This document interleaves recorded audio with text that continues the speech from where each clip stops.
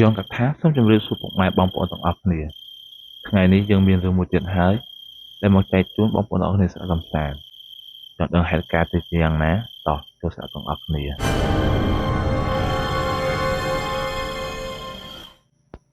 ិយាយអំពីរឿងនេះជាហេតុការណ៍មួយដែលខ្ញុំបានចងចាំមកដល់សប្តាហ៍ថ្ងៃកាលនោះខ្ញុំរៀនថ្នាក់ទី7ដែលជាថ្នាក់នៅរៀនសាលាមួយដែលនៅស្រុកស្រែដាច់ស្រយាលមួយដែលនៅទីនោះគឺជាតំបន់ព្រៃភ្នំនៅឆ្ងាយពីភ្នំមកខាងត្បូងដូចដីកន្លះគីឡូក៏មកដល់ដីចកាខ្ញុំដែលនៅជាប់ជាមួយនឹងដៃអូដែលមានប្រវែងវែងកាច់កុងមិនដឹងជាទៅដល់ណាទេឬក៏ជាអូតាំងពីសម័យដើមក៏មិនដឹងព្រោះអីដៃអូនេះគឺជាប់ជាមួយនឹងអាងកពីងពួយបងប្អូនខ្លះប្រហែលជាស្គាល់ហើយអាងកពីងពួយនៅខេត្តបាត់ដំបងអ្នកណាមិនស្គាល់និយាយអំពីការហ្នឹងខ្ញុំទៅនៅដំបងនៅតំបន់ហ្នឹងសម្បូរត្រីណាស់ត្រីច្រើននោះច្រើនប្រភេទត្រីអីក៏មានដែរមិនខ្វះទេគ្រាន់តែព្រៀងមួយមេត្រីឡើងមកលើគោកឲ្យឡើងរវៀមមានទាំងត្រីក្រាញ់ត្រីអណ្ដែងត្រីទក់ដូចជាដើមបើនិយាយពីចលែនវិញប៉ុនកូនដៃវាឲ្យរវៀមគ្រាន់តែឃើញហើយមិនហ៊ានចុះស្ដីទេព្រោះអីកាលហ្នឹងនៅខ្លាចចលែននៅឡើយទេបើនិយាយអំពីដីនៅតំបន់នោះនិយាយអំពីថាឡើងខ្មៅក្រឹបដូចខ្ជូងអញ្ចឹងហើយដាក់ដំណាំអីក៏ដាំល្អដែរបើនិយាយអំពីសត្វមាន់ទាវិញគឺធំធាត់ល្អណាស់បើមិនសូវចេះឈឺអីដូចឥឡូវទេព្រោះអីដីនៅទីនោះជាដីចកានិយាយអំពីស្មៅវិញឡើងពេញមួយចកាតែម្ដងអញ្ចឹងខ្វះទេសត្វល្អិតកដោបកឌីសម្រាប់ឲ្យមាន់ស៊ីនៅទីនោះគឺជាតំបន់ព្រៃតែក៏មិនសូវសម្បូរដើមឈើដែរគ្រាន់តែវាមានមួយ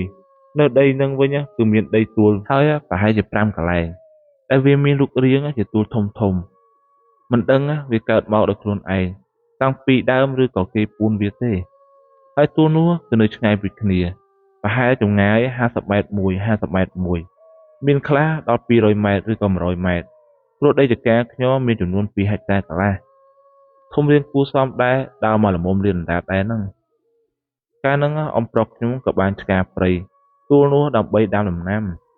គឺថាមានដំណាំដូចជាល្ហុងខ្នុរក្រូចឆ្មាអីនឹងជាដើមបើនិយាយពីដំណាំនៅទីនោះវិញដាក់អីក៏ល្អដែរនិយាយពីថាល្អនោះល្អល្ហុងវិញគឺមានតែកម្ពស់ចាប់ពី1ម៉ែត្រគឺផ្លែហើយវាមានទំហំផ្លែធំក្រូចឆ្មាក៏ផ្លែមិនសូវជ្រុះផ្លែចោលទេនិយាយទៅដំណាំអីក៏ដាក់ល្អដែរបើនិយាយអំពីអំប្រុសខ្ញុំវិញក៏ជាតកែឡានដឹកគោឆ្នាំនោះគាត់មិនសូវមានពេលណាមកមើលថែទាំចការទេដល់អញ្ចឹងគាត់ក៏សម្រេចថាឲ្យយាយខ្ញុំហើយនឹងខ្ញុំទៅនៅចាំចការតាមពិតទៅមានអ្នកណាចង់ឲ្យយាយខ្ញុំមកនៅចាំចការទេព្រោះអីគាត់កាលហ្នឹងមានវ័យអាយុប្រហែលជា60ឆ្នាំជាងទៅហើយតែគាត់នៅតែចេះព្រោះគាត់ថាគាត់ចូលចិត្តរស់នៅលក្ខណៈបែបហ្នឹងអញ្ចឹងទោះអ្នកណាហាមគាត់ក៏គាត់មិនព្រមដែរដល់អញ្ចឹងអ៊ំខ្ញុំក៏បានឲ្យខ្ញុំទៅនៅចាំចការជាមួយយាយខ្ញុំទៅបើនិយាយអំពីខ្ញុំវិញឪពុកម្ដាយស្លាប់ចោលហើយបងប្អូនក៏ទៅធ្វើការនៅឆ្ងាយដល់អញ្ចឹងគ្មានអ្នកណាអាចយកខ្ញុំទៅនៅជាមួយបានទេដែលតម្រូវឲ្យខ្ញុំមករស់នៅជាមួយអ៊ំខ្ញុំតាំងពីអាយុ7ឆ្នាំពីដំបូងខ្ញុំរៀននៅក្នុងក្រុងទេដល់ពេលរៀនបានថ្នាក់ទី7ក៏បានតម្រូវឲ្យខ្ញុំដូរសាលាព្រោះអីអ៊ំខ្ញុំក៏ទិញចការនោះទៅរៀនថ្នាក់ទី7នៅឯជនបទវិញដូចខ្ញុំនិយាយខាងលើអញ្ចឹងគឺខ្ញុំត្រូវទៅនៅចាំចំការជាមួយយាយខ្ញុំនៅដំបូងចំការនោះស្ថិតតែព្រៃតែគេមិនទាន់ឆ្ការព្រៃឬក៏ដាំដំណាំអីភ្លាមបានដែរហើយអ៊ំខ្ញុំក៏បានធ្វើខ្ទមមួយដែលនៅជាប់មាត់អូរនោះនៅត្រើយម្ខាងអូរនោះមានទួលមួយធំគួរសមដែរហើយក៏មានដើមឈើមួយយ៉ាងធំនៅពីលើទួលនោះហើយមានវល្លិរុំដើមឈើនោះឡើងស្កេស្កាស់យើងអាចមើលពីចម្ងាយទៅឃើញយ៉ាងច្បាស់ព្រោះអីទួលនោះក៏នៅជិតខ្ទមរបស់ខ្ញុំដែរប្រហែលតែ300ម៉ែត្រអីហ្នឹង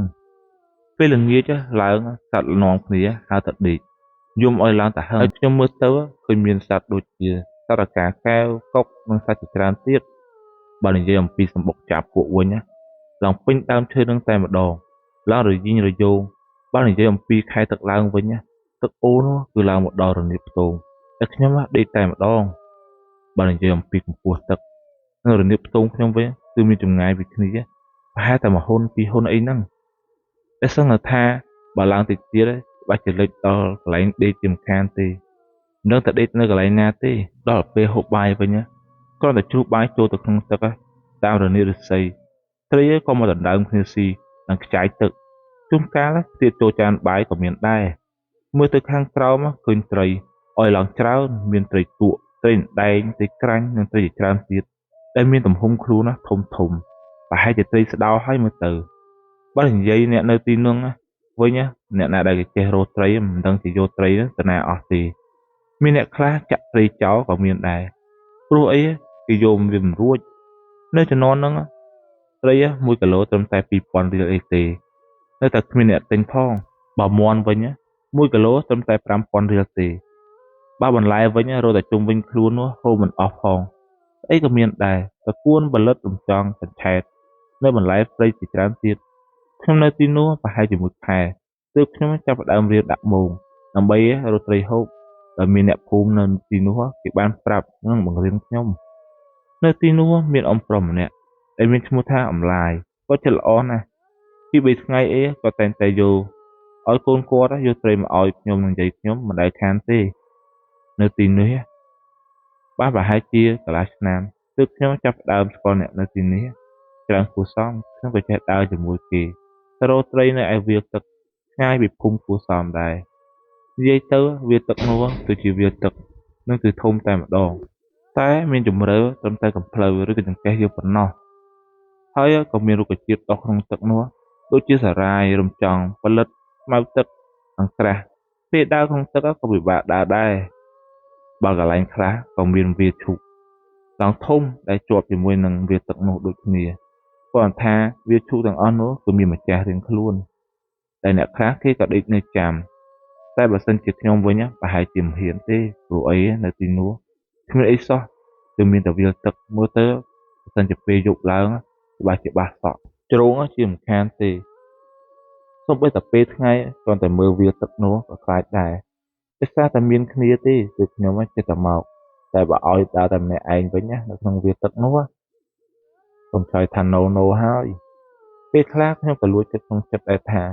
ចុះបើសិនជាដើរទៅជួបឡាំដួយទៅខាងមុខអីក៏ដល់មិញអាម៉ាទេបើជាបែកអាចពោឡានចិនជាមិនខានទេព្រោះអីនៅទីនោះរកទទួលណាមួយក៏គ្មានដែរគឺវាលទឹកស្ទឹងតែទាំងអស់ហើយបើចង់រត់ក៏មិនរួចដែរព្រោះអីសារាយក្រាស់ពេកគ្រាន់តែដើរមិនចង់រួចផងតម្រាំតែឲ្យរត់ទៀតបើជាកាប់មកងាប់នៅក្នុងទឹកហ្នឹងជាមិនខានទេដើររៀងមកឆ្ងាយបន្តិចក៏បានមកដល់ទួលមួយដែលមានដើមឈើធំមួយដើមដែលមានរូបរាងដូចជាទួលមួយនៅជិតខ្ទមខ្ញុំអញ្ចឹងពេលនោះកូនរបស់អ៊ំឡាយដែលមកជាមួយខ្ញុំវាក៏បាននិយាយថារកត្រីនៅម្ដុំនេះហើយសម្បូរត្រីហើយវាក៏បានប្រាប់ខ្ញុំថាកុំឲ្យមាត់ប្តេជ្ញាបានមួយសន្ទុះធំពួកយើងក៏បានដាក់មងហើយដោយគ្នាយើងមានចំនួនគ្នា4នាក់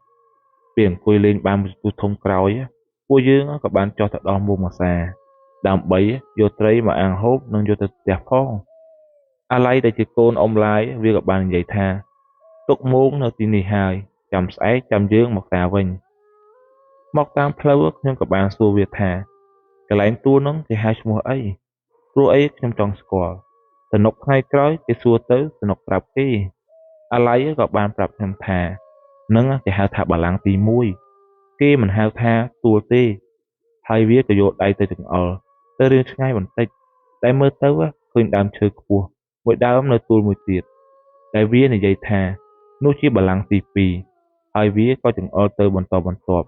តែវាថានោះបាឡាំងទាំងអស់នេះមាន7ហើយបាឡាំងទី7នោះទៅនៅក្រោយម្ខាងអូក្រោយខ្ទមរបស់ខ្ញុំនឹងឯងវាបន្តទៀតថា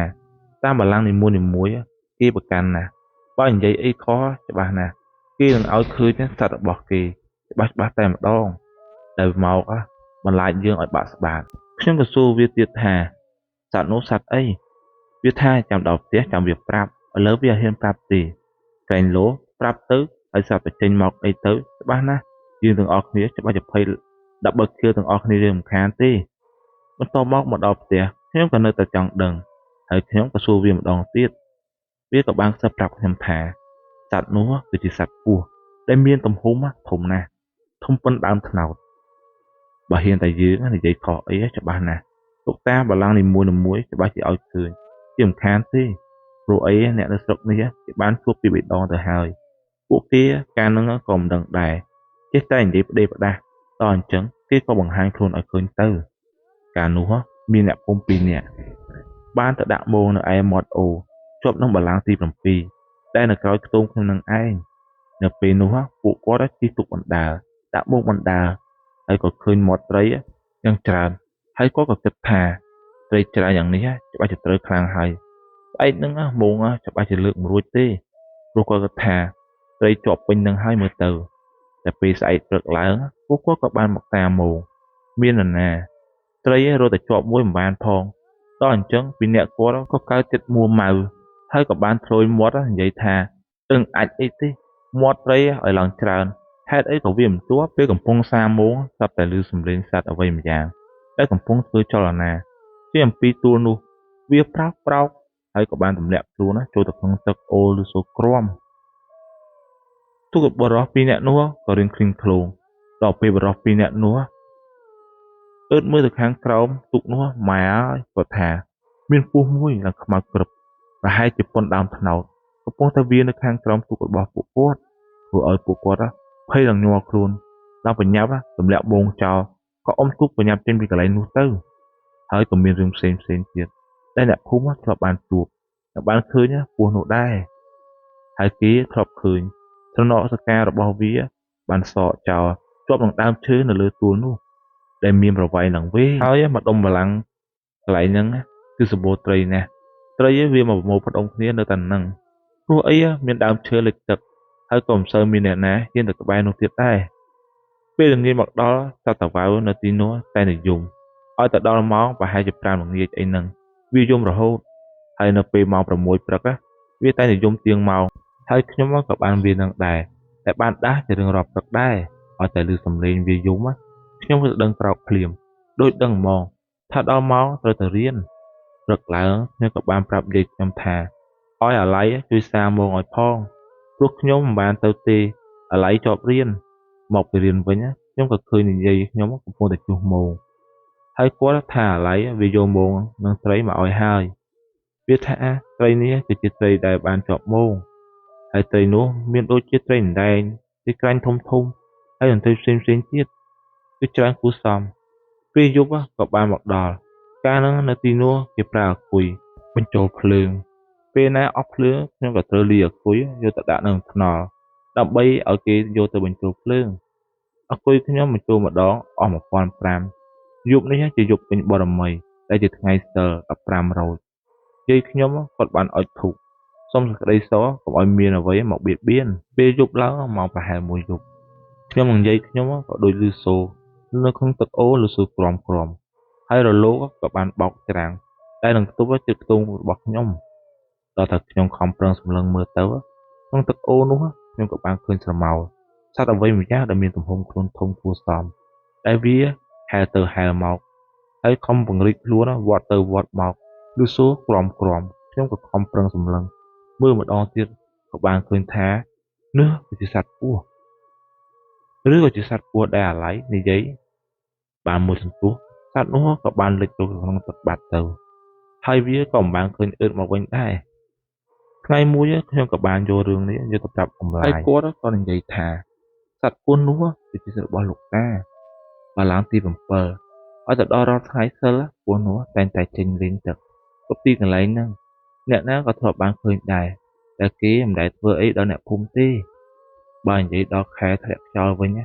នៅបាឡាំងទី7នោះគឺមានផ្ការីកគ្រប់ពណ៌ហើយឡើងក៏អូបពេលខ្យល់បក់មកផ្កានោះក៏ជ្រុះហើរមកតាមខ្យល់ដែលវាហើរមកដល់មាត់អូរនៅជិតខ្ទមរបស់ខ្ញុំសត្វនៅទីនោះក៏យំជេរចាចហាក់បីដូចរីករាយនឹងជីវិតបែបធម្មជាតិណាស់ខ្ញុំវិញក៏នឹកដល់ទស្សនភាពនៅទីនោះដែរមិនដែលភ្លេចទេព្រោះអីវាគឺជាក្តីសុខដែលខ្ញុំមិនអាចភ្លេចបានហើយរឿងយើងក៏បានដល់ទីបញ្ចប់បើបងប្អូនណាពេញចិត្តនៅវីដេអូខ្ញុំបាទសូមជួយចុចជាវនិង Subscribe ឲ្យម្នាក់មួយផងបាទសូមអរគុណទុកជាមុន